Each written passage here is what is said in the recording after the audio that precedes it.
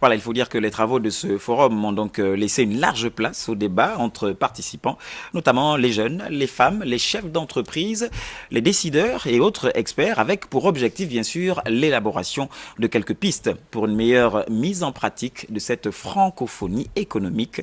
Les chefs d'État, au cours d'une table ronde, se sont donc prononcés sur plusieurs de ces aspects. On retrouve Sébastien Tountoum.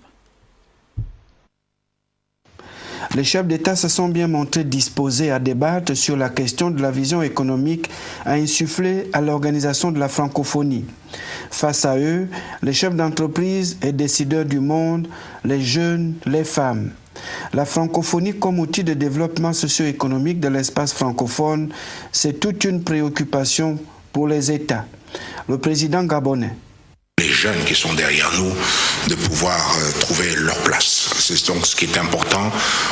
Aujourd'hui, longtemps nous avons discuté des questions, questions nobles, de la beauté de la langue française, la langue de la diplomatie, tout cela, c'est bien. Mais les jeunes qui sont derrière nous, ils disent, qu'est-ce que ça met dans l'assiette? Donc c'est ça dont il faut aujourd'hui se préoccuper. Qu'est-ce que nous mettons dans l'assiette pour nos jeunes?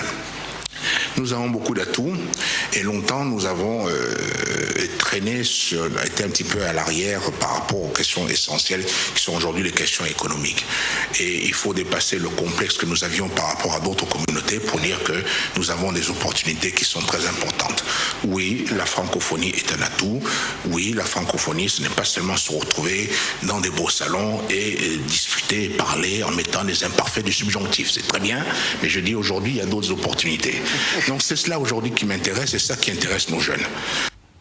Il est donc primordial de prendre en compte les rôles des jeunes et des femmes à jouer dans les processus de développement des États francophones. La francophonie économique est donc un espoir pour l'avenir. Nous devons prouver que la communauté que nous voulons mettre en place peut être plus solide. Et elle prend les bons chemins dans la mesure où nous nous préoccupons de ce qui va être l'essentiel pour nos futures générations et ce que nous allons pouvoir leur léguer. Et pas seulement une belle langue, mais des opportunités dans la vie de pouvoir chacun veut pouvoir développer, pouvoir avoir un petit espace et avoir la dignité d'avoir un emploi. Le marché de l'espace francophone compte près de 800 millions de personnes, d'immenses richesses naturelles et des opportunités. Le français est la troisième langue parlée au monde. C'est la preuve que la dimension sociale et économique de la francophonie est très forte.